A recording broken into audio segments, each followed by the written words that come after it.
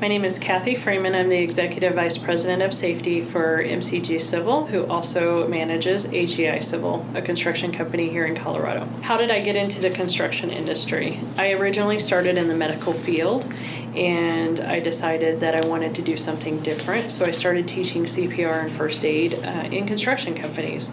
I saw a need for more training, so I started taking OSHA classes and hired instructors to work for me. One of the contractors that I did partner with actually hired me as their full-time safety manager, and so I started in the civil construction industry about 7 years ago. The best part of my job is being able to interact daily and be a part of the team and be a part of the guys in the field and truly make a difference. It's all about the foundation of family, and we want everyone to go home safely, but to make a difference. And my job's never the same, so I get to see a variety of things, and I really like that. Part of my job is to travel to all three companies. We work primarily with HEI here in Colorado, but I also travel to PGC in Austin, Texas, and I also travel to Horsepower Site Services in Charlotte. And so I'm gone every other week or sometimes every 3 weeks, and I go to the companies and get to interact with the employees there and look at operations, look at safety, and work day to day with the individuals there. The most important advice I would give to young women who are starting their career: be yourself. This industry, there's a stigma that it's against women, or women have it tough out there, and I found that if you have the mindset that you're going to respect the individual and not necessarily that it's a man or a woman, you'll get a lot further. I find that it's a good relationship in the field, and I don't get a lot of kickback because I'm a girl. You'll get more kickback because of your personality, and people will treat you as you want to be treated. What do I wish someone would have told me when I was younger? I didn't necessarily have to get the college education to do what I'm doing. I do have a degree in accounting, and I'm not using it. I could have worked my way up through construction and been okay. It's provided me the ability to take care of my children. I do work full time, and I was a single mom for a very long time, and it allowed me to have that foundation. So don't be afraid to do something different. Don't be afraid to not go to school, but maybe get into the industry. My advice, if you wanted to get into the industry, would be start exploring resources, start networking. It's a variety of things that you can do. I mean, there's safety.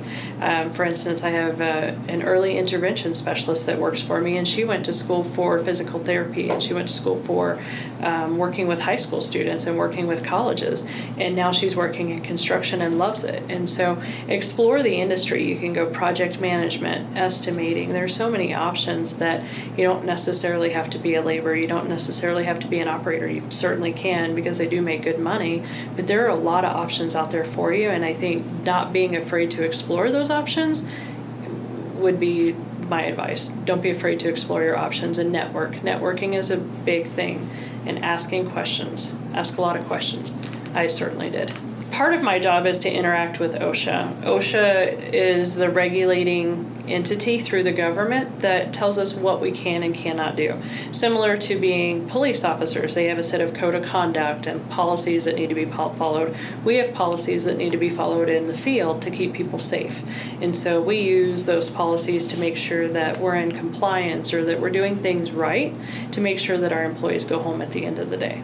If I had an employee that came in that took the initiative to get their OSHA 10 or OSHA 30, I would certainly look at them as they're wanting to do something different. They're taking that drive to make a difference, and they're wanting to be involved in maybe safety, or they're taking construction seriously in general, because that's a good start for getting into the industry and knowing, the OSHA 10 is very important because it educates you on your surroundings, on what's going on in the field, and it tells you you can do this and you can do that and you can do it safely. So it's a good foundation for learning the rules and being in the field. Don't be afraid. You're going to make mistakes. You're going to change.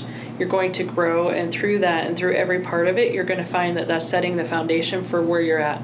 I never thought I would be here, and I've gotten here through success and failures. The importance of those failures has been that I learn from them. I don't repeat it. Think about that. That failure is actually a success because you learned, okay, I don't do it this way. If I do it this way, I'll get somewhere. Or I'll do it this way and I'll end up in a better position or in a different position. Failures, a lot of times people look at failures or accidents as a bad thing, and they're not. They're a learning experience, and they're the ability for us to grow. That if you're not failing, you're not growing, and that would be my advice.